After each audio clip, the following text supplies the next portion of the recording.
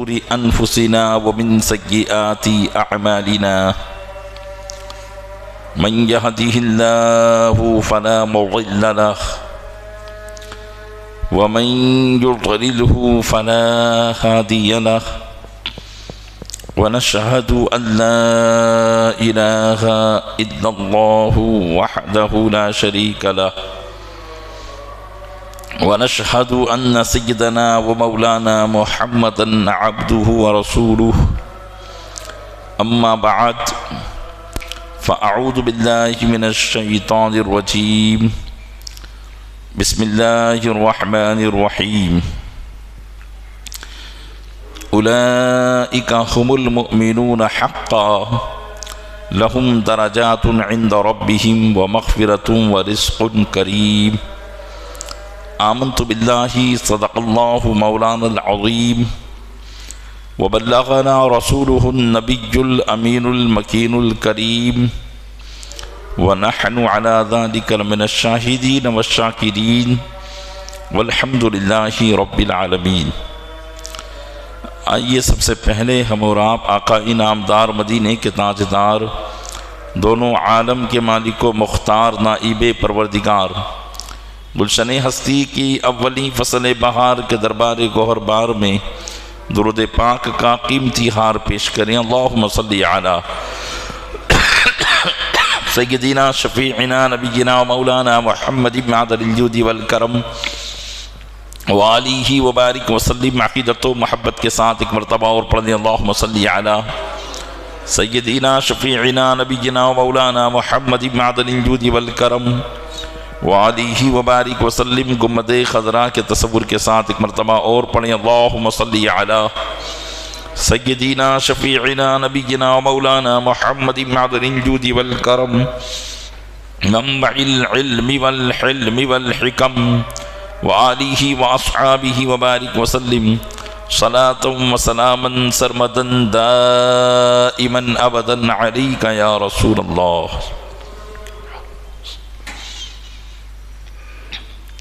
خطبہ مسنونہ کے بعد قرآن کریم کی آیت کریمہ کی تلاوت کا شرف حاصل کیا ہے۔ اللہ تبارک و تعالی ارشاد فرماتا ہے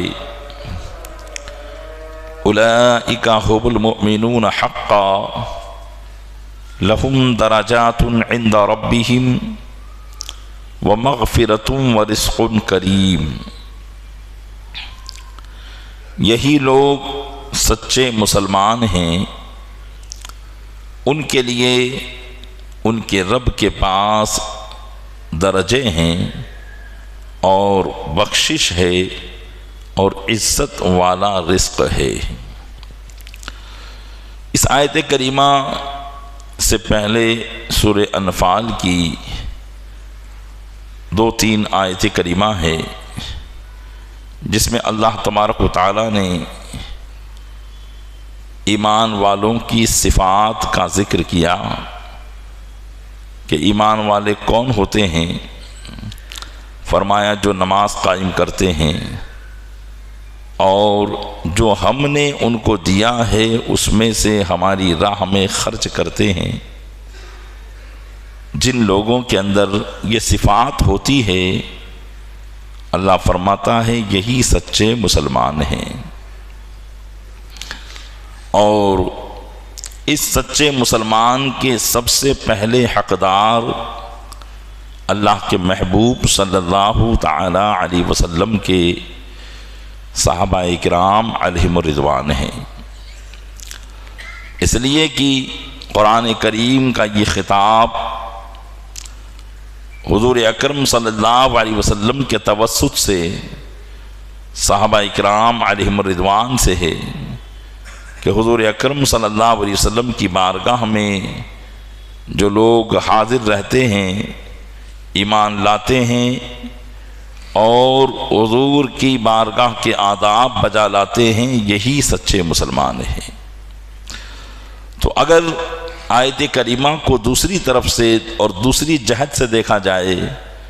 تو یہاں بتایا جا رہا ہے کہ اللہ تبارک و تعالی صحابہ کرام علیہم الرضوان کے ایمان کی گواہی پیش فرما رہا ہے۔ کہ اللہ کے محبوب صلی اللہ علیہ وسلم کے جو صحابہ ہیں وہ سچے مسلمان ہیں، اور جب اللہ تبارک و تعالیٰ کسی کے مسلمان ہونے کی شہادت پیش کر دے تو ظاہر سی بات ہے کہ پھر اس کے کفر کا کوئی شبہ اور کوئی شک ہی باقی نہیں رہ جاتا۔ اور پھر دوسری بات یہاں یہ ارشاد فرمائی،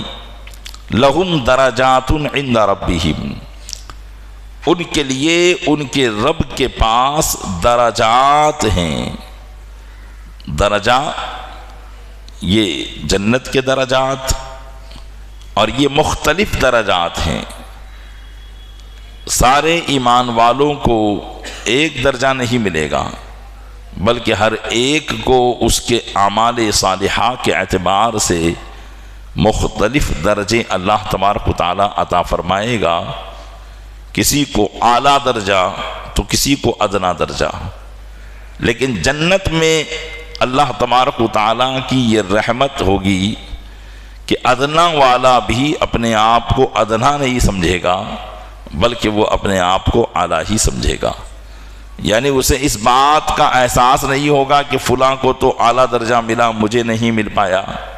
کیونکہ جنت کے اندر احساس نہیں ہے۔ تو یہ مختلف درجات ہوں گے، اور نبی کریم صلی اللہ علیہ وسلم کے جو صحابہ ہیں اللہ تبارک و تعالیٰ ان کو اعلیٰ درجات عطا فرمائے گا۔ ارشاد فرمایا کہ لہم درجات عند ربہم، ان کے لیے ان کے رب کے پاس درجات ہیں، ومغفرۃ، اور بخشش ہے، ورزق کریم، اور اچھا رزق ہے، عزت والا رزق ہے۔ عزت والے سے مراد یہ ہے کہ اللہ تبارک و تعالیٰ ان کو جنت میں بغیر کسی مشقت کے اور بغیر کسی محنت کے عزت کے ساتھ انہیں رزق عطا فرمائے گا۔ تو یہ اللہ عز و جل کی طرف سے بالخصوص صحابہ کرام کے لیے اور بالعموم قیامت تک کے ان تمام مسلمانوں کے لیے جو ایمان پر ثابت قدم رہے اور دنیا سے اپنے ایمان کو سلامت لے کر چلے گئے۔ ایک مقام پر اور اللہ تعالیٰ ارشاد فرماتا ہے، والسابقون الاولون من المہاجرین والانصار والذین اتبعوهم بإحسان رضی اللہ عنہم ورضوا عنہ وأعد لهم جنات تجری من تحتها الانہار خالدین فیها ابدا ذلک الفوز العظیم۔ اللہ اپنے محبوب صلی اللہ علیہ وسلم کے صحابہ کے مقام اور ان کے مرتبوں کو بیان کرتے ہوئے ارشاد فرماتا ہے، اور سب سے سبقت کرنے والے، آگے بڑھنے والے پہلے مومنین جو مہاجرین میں سے ہیں اور انصار میں سے ہیں، اس لیے کہ سب سے پہلے مکہ مکرمہ کے لوگ حضور پر ایمان لائے، اور پھر مکہ مکرمہ سے اپنے گھر بار کو چھوڑ کر نبی کریم صلی اللہ علیہ وسلم اور اللہ کی رضا کی خاطر ہجرت کر کے وہ مدینہ منورہ چلے گئے، اس لیے انہیں مہاجرین کہا گیا۔ اور مدینہ منورہ کے لوگوں نے جتنے بھی مکہ مکرمہ سے آئے تھے بشمول حضور کائنات صلی اللہ علیہ وسلم کے، سب کی بڑی خدمت کی اور بہت اچھے انداز میں ان کے ساتھ سلوک کیا، اپنے گھروں میں جگہ دی، تو انہیں انصار کہا گیا، یعنی مومنین کے مددگار۔ تو قرآن کریم میں انہی دو لفظوں کے ساتھ ان کو یاد کیا گیا، اور ارشاد فرمایا کہ والسابقون الاولون من المہاجرین والانصار، سب سے پہلے وہ جو ایمان لانے والے ہیں مہاجرین اور انصار میں سے، والذین اتبعوہم بإحسان، تو مہاجرین اور انصار جو ہے وہ متبع ہیں، یعنی ان کی پیروی کی جاتی ہے، ایمان میں ان کی اقتداء کی جائے گی، ان کی پیروی کی جائے گی، جیسا کہ اللہ تبارک و تعالیٰ نے فرمایا کہ ایسے ایمان لاؤ جیسے یہ ایمان لائے، یعنی جس طریقے سے مخلص صحابہ کرام جو سابقین اولین میں سے تھے، جس طرح وہ ایمان لائے، اس طریقے سے تمام آنے والے مسلمانوں کو کہا گیا کہ تمہارا ایمان بھی ان کے ایمان کی طرح ہونا چاہیے۔ تو فرمایا گیا کہ اور وہ لوگ جنہوں نے ان کی پیروی کی، یعنی مہاجرین اور انصار صحابہ کی پیروی کی بھلائی کے ساتھ، تو کیا ہے ان کے لیے؟ فرمایا رضی اللہ عنہم ورضوا عنہ، اللہ ان سے راضی ہے اور وہ اللہ سے راضی ہیں۔ تو یہاں پر اللہ تبارک و تعالیٰ نے اپنے محبوب کے صدقے میں اپنے محبوب کے صحابہ کو ان کی جیتے جی اس بات کی خوشخبری عطا فرما دی کہ اللہ ان سے راضی ہے۔ پیارے اسلامی بھائیوں، ہماری زندگی کی ساری تگودو بھاگ دوڑ، اعمال صالحہ کرنا، اچھے اچھے کام کرنا، برائیوں سے بچنا اور بچانا، نیکی کا حکم دینا، یہ ساری چیزیں اسی لیے ہوتی ہے کہ ہم سے ہمارا رب راضی ہو جائے، ہم سے ہمارا رب راضی ہو جائے۔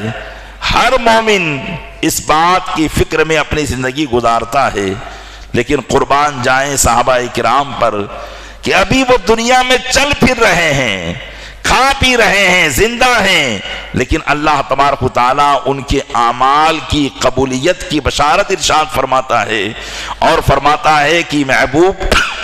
اپنے صحابہ سے فرما دو کہ اللہ ان سے راضی ہے۔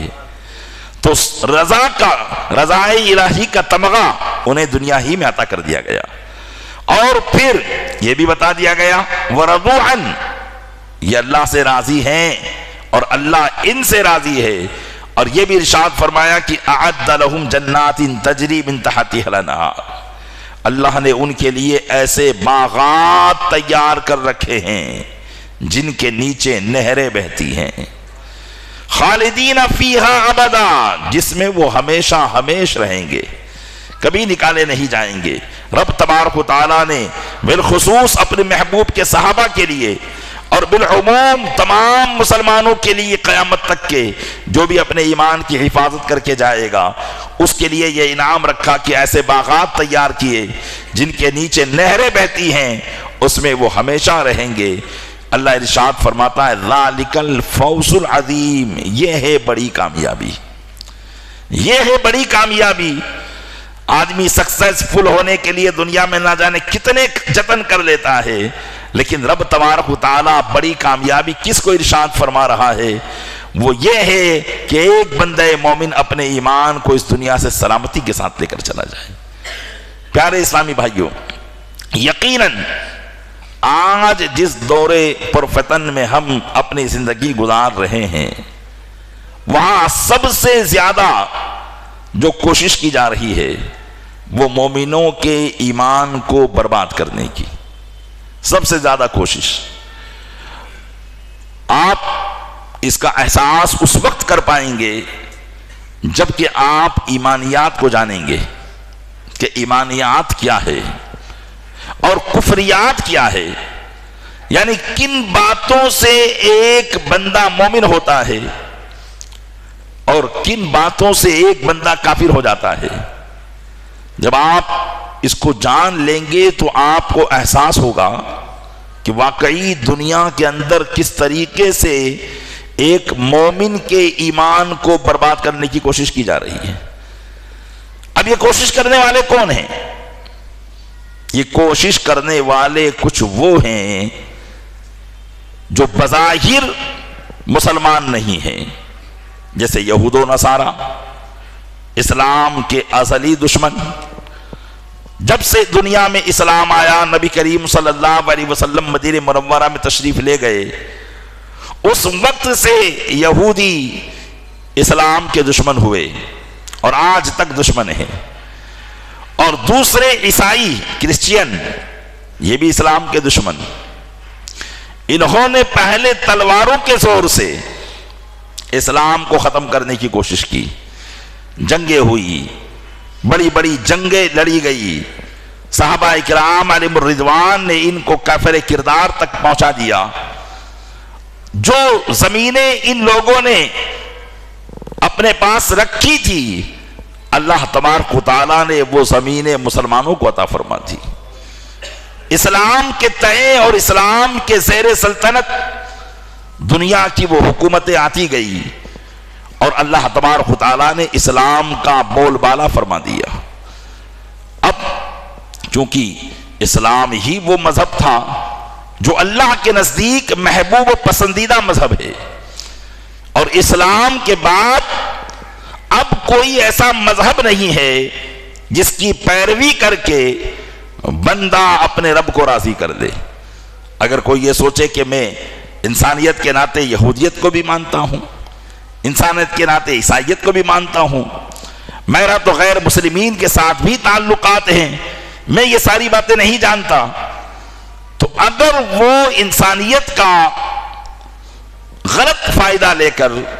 اور وہ کسی اور دین کو فالو کرتا ہے یا کسی اور دین کی پیروی کرنے کی کوشش کرتا ہے تو وہ اللہ کا محبوب کبھی نہیں بن سکتا۔ حضرت عمر فاروق اعظم رضی اللہ تعالیٰ عنہ جب اپنے گھر تشریف لے جاتے تو راستے میں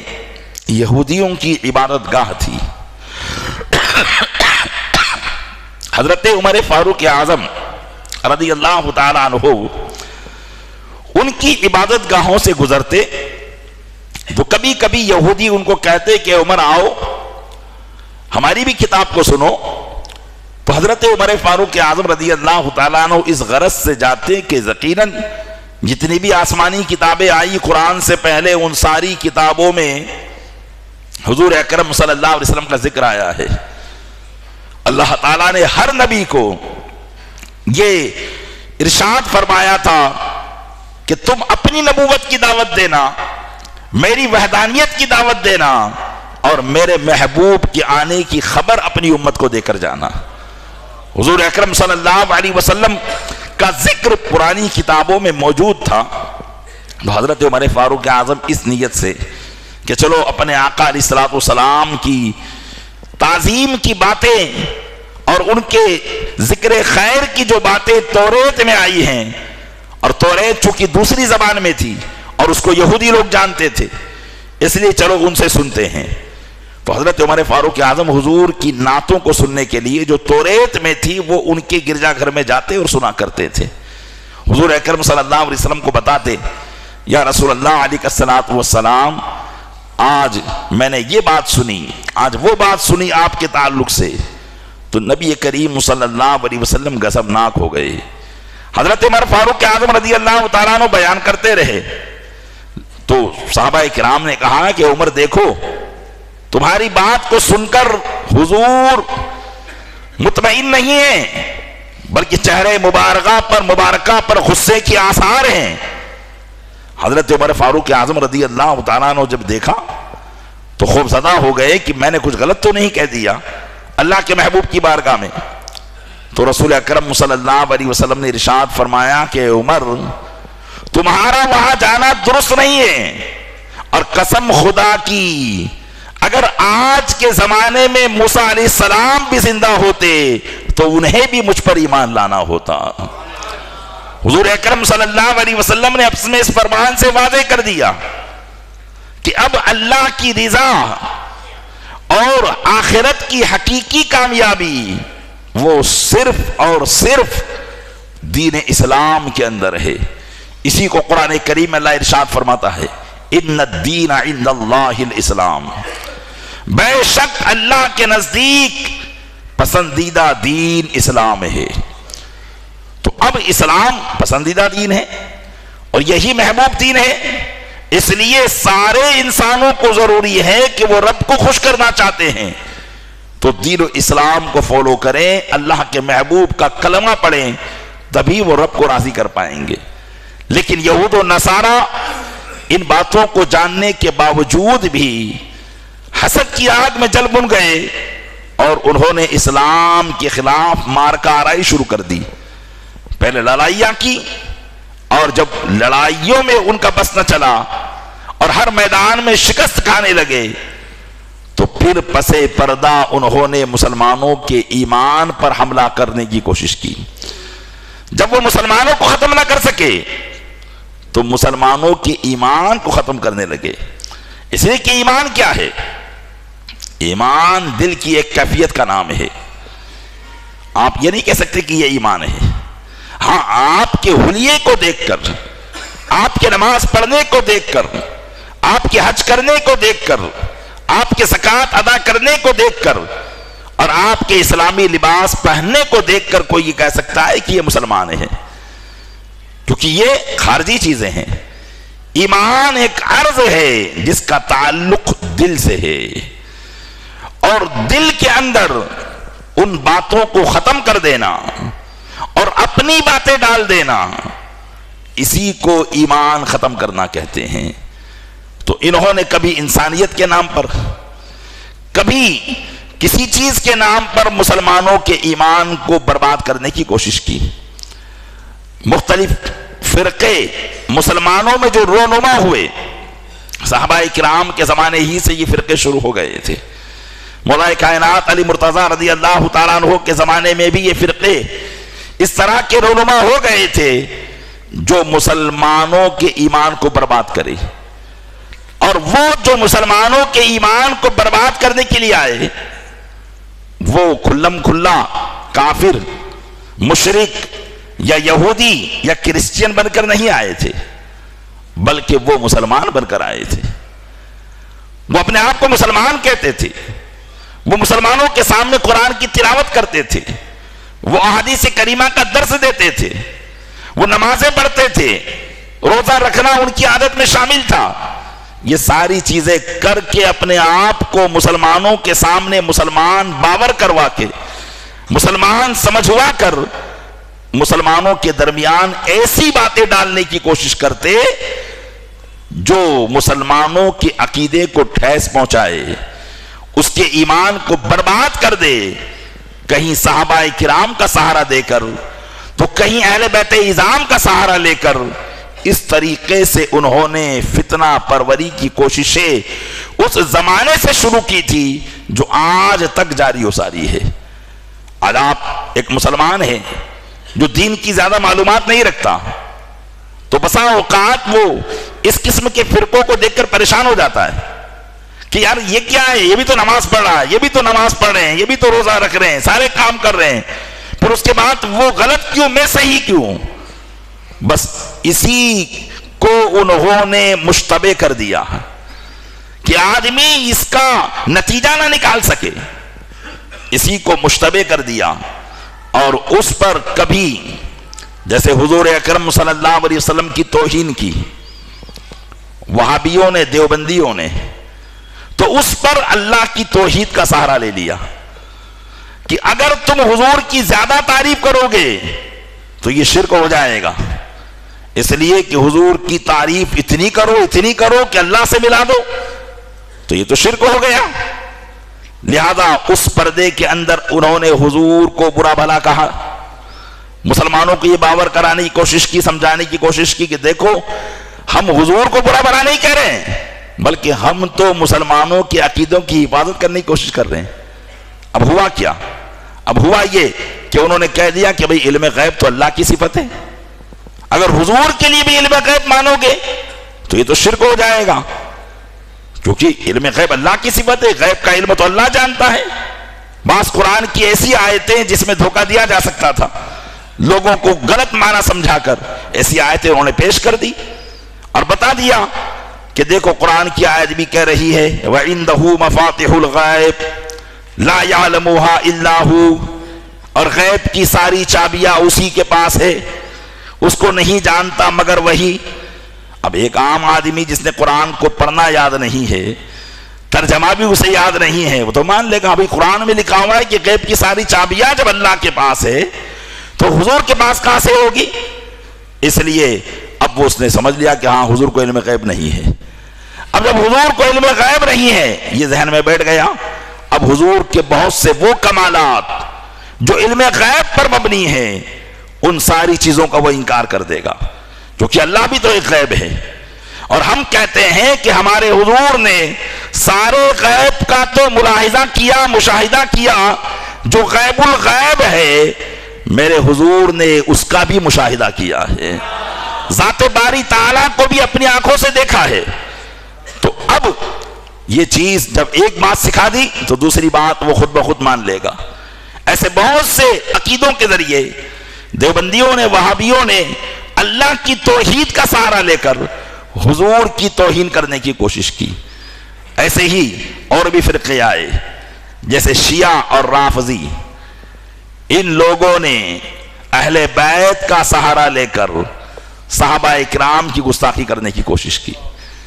اہل بیت کے مقام و مرتبے کو بیان کیا کہ اہل بیت کون ہیں؟ رسول اکرم صلی اللہ علیہ وسلم کے جگر کے پارے ہیں، ان کی رگوں میں حضور اکرم صلی اللہ علیہ وسلم کا خون دوڑ رہا ہے۔ ظاہر سی بات ہے، ہمارا ایمان ہے اس پر، جو حضور اکرم صلی اللہ علیہ وسلم کے اولاد سے ہیں، آپ کی نسل پاک سے ہیں، ہمارا ایمان ہے کہ تیری نسل پاک میں ہے بچہ بچہ نور کا، تو ہے عین نور، تیرا سب گھرانہ نور کا، یہ تو ہمارا عقیدہ ہے۔ لیکن اب دیکھیے یہاں اہل بیت کی محبت، کہ اہل بیت عظام بڑے مرتبے کے اور بڑے پائے کے لوگ ہیں، ان کے مقام و مرتبے کو کوئی پہنچ نہیں سکتا۔ نبیوں کے بعد اگر کسی کا مرتبہ ہوگا تو وہ اہل بیت کا مرتبہ ہوگا۔ اب یہ بات سمجھائی، اب بتایا کہ حضرت علی کون ہیں؟ اہل بیت میں شامل ہیں، پنجتین پاک میں شامل ہیں، تو ان کا مرتبہ کتنا بڑا ہے؟ اب ان کا مرتبہ جب اتنا بڑا ہے، یہ حضور کے خاندان کے ہیں، تو بتاؤ حضرت صدیق اکبر ان کے مرتبے تک پہنچ سکتے ہیں؟ اب ایک انجان آدمی جس نے قرآن نہیں پڑھا، جس نے حدیث نہیں پڑھی، جس نے بزرگوں کے واقعات نہیں پڑھے، بزرگوں کے فرمانات اور ارشادات نہیں پڑھے، تو دھوکے میں آ جائے گا کہ ہاں بات تو صحیح ہے، کیونکہ حضرت صدیق اکبر حضور کے خاندان سے تو ہے نہیں، خاندان بنو ہاشم کے جو لوگ ہیں وہ تمام لوگوں پر افضل ہوں گے۔ اب اس نے صحابہ کرام کے حوالے سے پہلے تو یہ کہا کہ حضرت صدیق اکبر کا مرتبہ، حضرت صدیق اکبر کا مرتبہ حضرت مولا کائنات سے نیچے ہے۔ اب جب ایک بات اسے سمجھا دی تو اب دوسری بات سمجھائے گا، اور وہ کیا کہ جب حضرت مولا کائنات کا مرتبہ ہی بلند و بالا ہے اور وہی سب سے افضل تھے صحابہ میں، تو اس کا مطلب خلافت کے سچے حقدار وہی تھے، سچے حقدار وہی تھے، اور جب سچے حقدار وہی تھے تو حضرت صدیق اکبر نے خلافت کا اعلان کر کے ان پر ظلم کیا۔ اب ایک آدمی کے دل میں ایک طرف کی محبت بھر دی گئی، جس کو نہ تو قرآن کی آیت کا علم ہے نہ حدیث کا علم ہے، جب ایک طرف کی محبت بھر دی گئی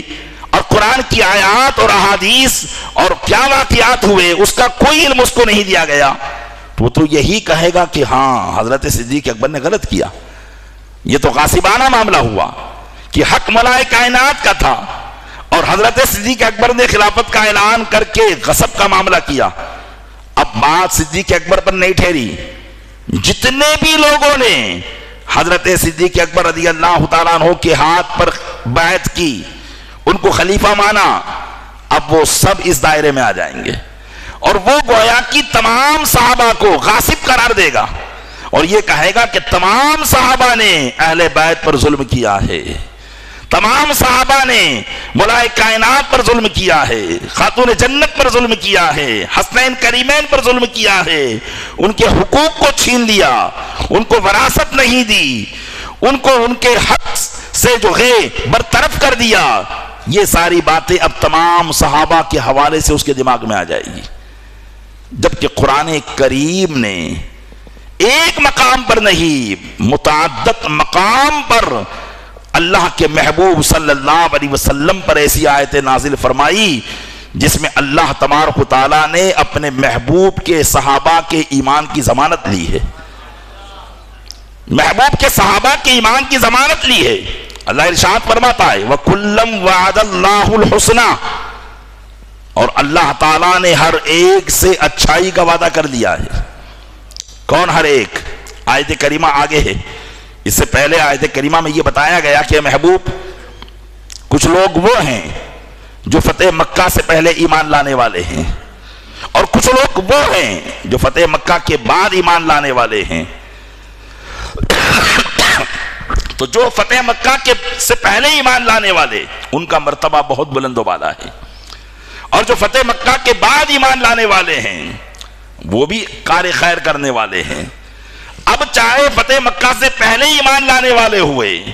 یا فتح مکہ کے بعد ایمان لانے والے ہوئے، وہ مرتبے میں تو برابر نہیں ہو سکتے، کیونکہ جو فتح مکہ سے پہلے ایمان لائے انہوں نے بہت آزمائشیں جھیلی، مکہ مکرمہ میں تکلیفیں جھیلی، صحابہ اکرام علیہم الرضوان پر کیسے کیسے ظلم ڈھائے گئے، اسلام کے ابتدائی واقعات میں اس کو بیان کیا جاتا ہے، تو وہ ان کا مرتبہ یقیناً بہت بلند ہوگا۔ اس لیے کہ فتح مکہ سے پہلے مسلمان بڑی مجبوری کی زندگی گزار رہے تھے، مشرکین کا ہر طرف سے حملہ تھا، لیکن فتح مکہ کے بعد اللہ نے اسلام اور مسلمانوں کو پورے عرب کے اندر معزز فرما دیا تھا، اور ایسا معزز کیا کہ آج تک وہ اعزاز باقی ہے۔ پھر اس کے بعد کسی بھی حکومت نے اس کو ختم نہیں کیا۔ تو اب فتح مکہ کے بعد ایمان لانا بڑا آسان تھا، اس لیے جو فتح مکہ کے بعد ایمان لائے وہ بھی حضور کے صحابی ٹھہرے، فتح مکہ سے پہلے ایمان لائے وہ بھی حضور کے صحابی ٹھہرے، لیکن مرتبے میں دونوں برابر نہیں ہیں۔ مرتبے میں جو فتح مکہ سے پہلے ایمان لانے والے ان کا مرتبہ بہت بلند و بالا ہے، اور جب بعد میں ایمان لانے والے وہ ان کے مرتبے کو نہیں پہنچ سکتے۔ اللہ نے یہ تقسیم فرمائی، اور تقسیم فرمانے کے بعد کیا ارشاد فرمایا؟ کلم وعد اللہ الحسنی، اے محبوب فتح مکہ سے پہلے تمہارے صحابی ایمان لانے والے ہوں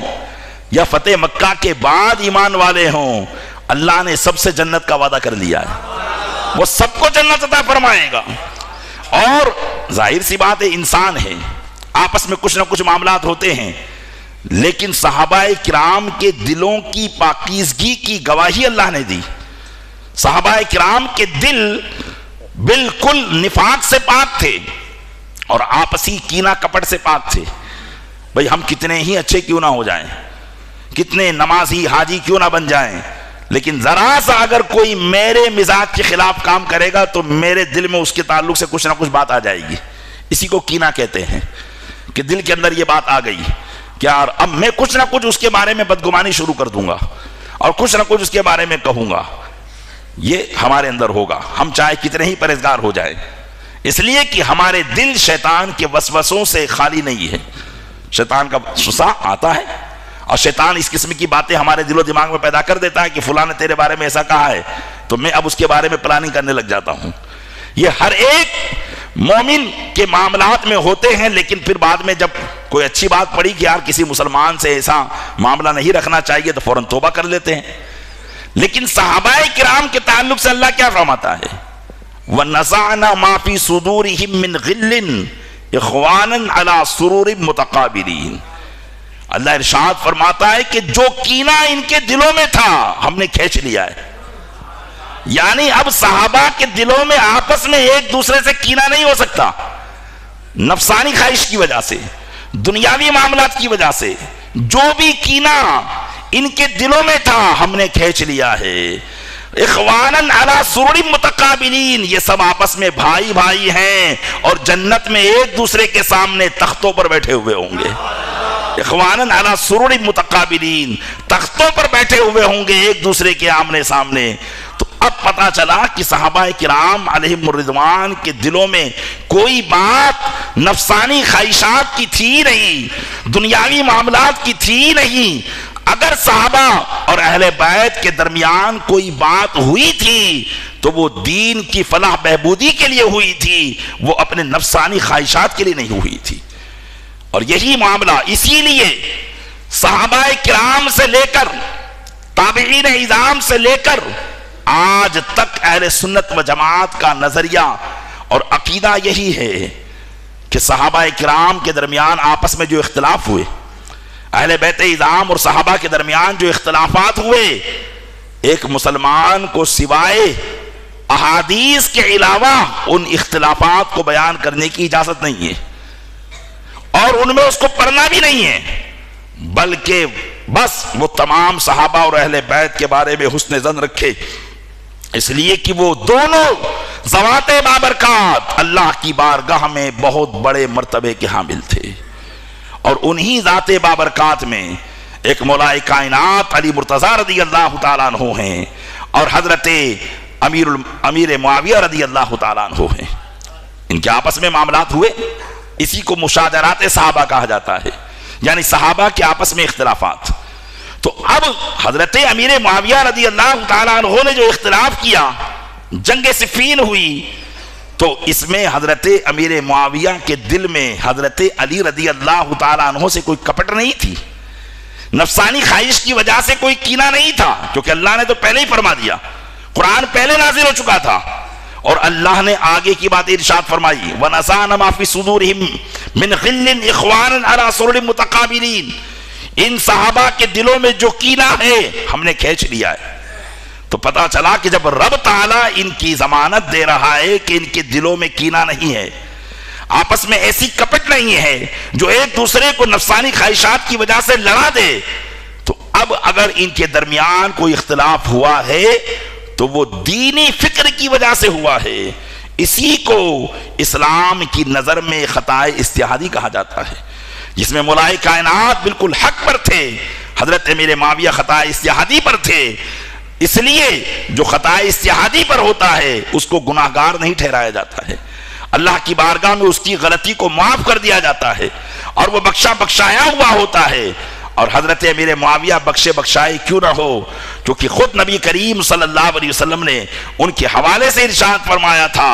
ایک مرتبہ حضور اکرم صلی اللہ علیہ وسلم گھر میں تشریف لائے، اور وہ گھر تھا حضرت ام المومنین ام حبیبہ کا، اور حضرت ام المومنین ام حبیبہ کون ہیں؟ یہ حضرت امیر معاویہ کی بہن ہے سگی۔ حضرت ام المومنین ام حبیبہ رضی اللہ تعالی عنہ کے گھر میں حضور تشریف لائے تو دیکھا کہ حضرت ام المومنین ام حبیبہ رضی اللہ تعالی عنہ اپنے بھائی حضرت امیر معاویہ کے سر میں کنگھی کر رہی تھی۔ حضور اکرم صلی اللہ علیہ وسلم نے دونوں بھائی بہن کی محبت کو دیکھا تو ارشاد فرمایا کہ ام حبیبہ کیا تم امیر معاویہ سے محبت کرتی ہو؟ تو حضرت ام حبیبہ نے کہا یا رسول اللہ میں ان سے کیوں نہ محبت کروں، یہ تو میرے بھائی ہیں۔ تو حضور اکرم صلی اللہ علیہ وسلم نے فرمایا کہ میرا کہنا اس لیے نہیں تھا بلکہ میں یہ بتانا چاہتا ہوں کہ ان سے اللہ اور اس کے رسول بھی محبت کرتے ہیں۔ تو پیارے اسلامی بھائیوں، جس صحابی کے تعلق سے رسول اکرم صلی اللہ علیہ وسلم ارشاد فرما دے کہ اللہ اور رسول ان سے محبت کرتے ہیں، تو اب بتائیے کیا دل کے اندر ان کے کوئی نفسانی خواہشات کی وجہ سے کوئی بات ہو سکتی ہے؟ واللہ حضرت امیر معاویہ رضی اللہ تعالیٰ عنہ مولائے کائنات علی مرتضیٰ رضی اللہ تعالیٰ عنہ سے اپنی نفسانی خواہشات کی وجہ سے کوئی دشمنی نہیں رکھتے تھے، بلکہ وہ صرف خون عثمان یعنی حضرت عثمان غنی رضی اللہ تعالیٰ عنہ کو جو شہید کر دیا گیا تھا، اور ان کو شہید کرنے والے مصر کے کچھ بلوائی تھے جو اپنے آپ کو مسلمان کہتے تھے، اور شہید کرنے کے بعد وہ حضرت مولائے کائنات کی فوج میں شامل ہو گئے تھے۔ لیکن اسلامی نظریے کے تحت حضرت عثمان غنی رضی اللہ تعالیٰ عنہ کا قاتل کون ہے اس کا پرفیکٹ کوئی پتہ نہیں چل پا رہا تھا، اور حضرت امیر معاویہ کی طرف سے یہ مطالبہ تھا کہ علی تم خون عثمان کا قصاص لو۔ ایک خلیفہ کی موت اتنی آسان نہیں ہونی چاہیے، ورنہ اسلام کے اندر یہ دروازہ کھل گیا تو پھر کسی بھی خلیفہ کی کوئی اہمیت نہیں رہ جائے گی۔ اور مولائے کائنات کا کہنا یہ تھا کہ ایسی صورتحال میں قصاص عثمان، قاتل عثمان کا پتہ لگانا بہت مشکل ہے۔ اگر ہم بغیر کسی شرعی تحقیق کے حضرت عثمان کے کسی قاتل کا پتہ لگا بھی لیں گے تو ہو سکتا ہے کہ کوئی بے گناہ مسلمان مارا جائے، اور کسی ایک مسلمان کو بھی بے گناہ قتل کرنا یہ کوئی معمولی سی بات نہیں ہے۔ قرآن کریم میں اللہ تبارک و تعالیٰ ارشاد فرماتا ہے کہ جو کسی ایک جان کو بے گناہ قتل کرے تو گویا اس نے پوری دنیا کے لوگوں کو قتل کیا ہے۔ مولائے کائنات کی یہ سوچ تھی۔ اب مولائے کائنات کی فوج میں وہ بلوائی گھسے تو اب پرفیکٹ معلوم نہیں تھا کہ کون ہے، اس لیے افراتفری کا ماحول تھا۔ حضرت مولائے کائنات کا سہارا لے کر بہت ساری گمراہیاں لوگ پھیلا رہے تھے۔ حضرت امیر معاویہ رضی اللہ تعالیٰ عنہ نے دیکھا کہ حضرت مولائے کائنات اس معاملے میں بڑے نرم دل ہیں، اور لوگ ان کی نرمی کا فائدہ اٹھاتے ہوئے، لوگ ان کی نرم مزاجی کا فائدہ اٹھاتے ہوئے اسلام کے اندر تکالیف پہنچانے کی کوشش کر رہے۔ کہیں ایسا نہ ہو کہ ابھی وہ عیسائی بادشاہ جن لوگوں کو ابھی ہم نے ٹھنڈا کیا ہے وہ ہماری کمزوری کو دیکھ کر مسلمانوں پر حملہ کر دے، اور وہ حکومتیں جو آج اسلامی زیر اقتدار ہیں کہیں وہ واپس ان کے پاس نہ چلی جائیں. تو اس لیے حضرت میرے معاویہ نے حضرت علی سے کہا کہ علی معاملہ ایسا ہی ہے تو آپ خلافت سے دستبردار ہو جائیں اور یہ معاملہ مجھے سونپ دیں. اور مولا کائنات رضی اللہ تعالیٰ عنہ کہ وہ فضائل تھے، وہ مناقب اور مراتب تھے کہ کسی بھی طریقے سے خلافت کے مستحق حضرت میرے معاویہ ہونے ہی والے نہیں تھے. اس لیے مولا کائنات نے کہا کہ یہ خلافت کا معاملہ میں تمہیں کیسے سونپ سکتا ہوں. بس اسی نظریے کی بنیاد پر جنگیں ہوئی، معاملہ ہوا، لیکن دل میں ان کے ذرہ برابر کوئی کپٹ نہیں تھی. اب گمراہ کرنے والوں نے اسی کو معاذ اللہ رب العالمین طرح طرح کی حدیثوں کو سنا کر کہ حضور نے فرمایا کہ جو علی سے دشمنی کرے گا اس نے مجھ سے دشمنی کی، اور جس نے مجھ سے دشمنی کی اس نے خدا سے دشمنی کی. تو بتائیں حضرت علی سے دشمنی کرنے والا مومن رہے گا؟ اب عقیدے کے اندر ایک بات داخل کر دی، اور وہ کیا کہ پتا چلا کہ حضرت میرے معاویہ رضی اللہ تعالیٰ عنہ نے دشمنی کی تو اب ان کا ایمان سے خارجہ ہو گیا ہے معاذ اللہ رب العالمین. اب ان ساری حدیثوں کو بلا دیا گیا، کیونکہ اللہ کے محبوب کسی کے لیے محبت کا پیغام سنائیں تو وہ محبت کا پیغام اسی وقت کے لیے نہیں ہوتا ہے، بلکہ وہ محبت کا پیغام قیامت تک کے لیے ہے. اللہ تبارک و تعالیٰ نے جو اپنے محبوب کے صحابہ سے اچھائی کا وعدہ کیا وہ قیامت تک کے لیے ہے کہ محبوب آپ کے صحابہ سے رب نے جنت کا وعدہ کر لیا ہے. تو اب ایسا نہیں ہے کہ جو اب صحابہ ایمان کی حالت میں جو دنیا سے جائیں گے وہ جنت ان کو نہ ملے، بلکہ ان کو مل کے رہے گی، کیونکہ رب نے وعدہ کیا ہے. رب نے پہلے وعدہ کر لیا اور پہلے بتا دیا واللہ خبیر بما تعملون، جو کچھ تم کرو گے اللہ جانتا ہے، جو کچھ تم کرو گے اللہ جانتا ہے. اس کے باوجود وہ تم سے اچھائی کا وعدہ کر رہا ہے، اس لیے کہ تمہارا یہ کرنا تمہاری نفسانی خواہش کی وجہ سے نہیں ہوگا. تو اب حضرت علی رضی اللہ تعالیٰ عنہ سے دشمنی کرنا، وہ دشمنی کون سی دشمنی ہے؟ وہ دشمنی کپٹ اور کینے کی وجہ سے ہے کہ جو مولائے کائنات سے اپنی ذاتی دشمنی رکھے، جبکہ حضرت میرے معاویہ رضی اللہ تعالیٰ عنہ کی ان سے ذاتی دشمنی نہیں تھی. میں نے بتایا پس منظر کہ وہ دین کی فلاح و بہبودی کے لیے تھی، اگرچہ وہ اپنی اس سوچ میں غلط تھے، لیکن ان کا نظریہ اپنی ذات کو ٹھنڈک پہنچانا نہیں تھا، اپنے دل کو ٹھنڈک پہنچانا نہیں تھا، بلکہ ان کا نظریہ اسلام کو فائدہ پہنچانے کا تھا. اگرچہ جو طریقہ انہوں نے سوچ رکھا تھا ان کا وہ طریقہ غلط تھا. اسی لیے حضرت امیر معاویہ رضی اللہ تعالیٰ عنہ اور مولائے کائنات میں جب یہ سلسلہ چل رہا تھا تو عیسائیوں کا ایک بادشاہ جس نے دیکھا کہ مسلمانوں کے دو امیر آپس میں لڑ پڑے ہیں تو اس نے ملک شام کے شہروں پر حملہ کرنے کی کوشش کی کہ اس کا فائدہ اٹھایا جائے اور آپسی اختلاف کا مکمل فائدہ اٹھا کر جو حکومتیں انہوں نے ہم سے چھینی ہم واپس لے لیں. جب حضرت امیر معاویہ کو پتا چلا تو حضرت امیر معاویہ رضی اللہ تعالیٰ عنہ نے خط لکھا اور کہا کہ اے صلیب کے پوجنے والے، تو یہ سمجھتا ہے کہ میرے بھائی اور مجھ میں جو جھگڑا ہوا ہے تو اس کا تو فائدہ اٹھائے گا؟ قسم خدا کی تو جہاں سے آیا ہے واپس وہاں چلا جا، ورنہ میں اور میرے چچا کا بیٹا دونوں مل کر تجھ پر حملہ کریں گے. یہ حضرت امیر معاویہ رضی اللہ تعالیٰ عنہ کا خط تاریخ میں آج بھی شاہد ہے. آپ نے لکھا، پتا چلا کہ ان کے دل میں ایسی کوئی بات نہیں تھی. بہت سے صحابہ کرام وہ تھے جو حضرت امیر معاویہ کے ساتھ بھی رہتے تھے، مولائے کائنات کے ساتھ میں بھی رہتے تھے، کیونکہ صحابہ قرآن و حدیث کے جاننے والے تھے. ان کو معلوم تھا کہ حضرت امیر معاویہ محبوب رسول اور محبوب خدا ہیں. ان کے دل میں کوئی کپٹ حضرت علی کے حوالے سے نہیں ہے. ہاں یہ خطا اجتہادی پر ہیں، کبھی نہ کبھی ان کی جو ہے خطا یہ تصور کر لیں گے، جیسا کہ بعد میں جب حضرت امیر معاویہ رضی اللہ تعالیٰ عنہ کو حضرت مولائے کائنات کے اور فضائل معلوم ہوئے اور یہ معلوم ہو گیا کہ خلافت حضرت علی کا ہی حق تھا، تو حضرت میرے معاویہ نے کہا کہ کاش یہ باتیں اگر مجھے پہلے معلوم ہوتی تو میں کبھی بھی ان سے اس قسم کا مطالبہ نہیں کرتا. تو پیارے اسلامی بھائیوں، عرض کرنے کا مقصد یہ ہے کہ آج ایمان کو جس طریقے سے لوٹنے کی کوشش کی جا رہی ہے آپ اس پر متنبہ ہوئیے. متنبہ ہونے کی جو ہے ضرورت ہے، ورنہ ایمان برباد ہو جائے گا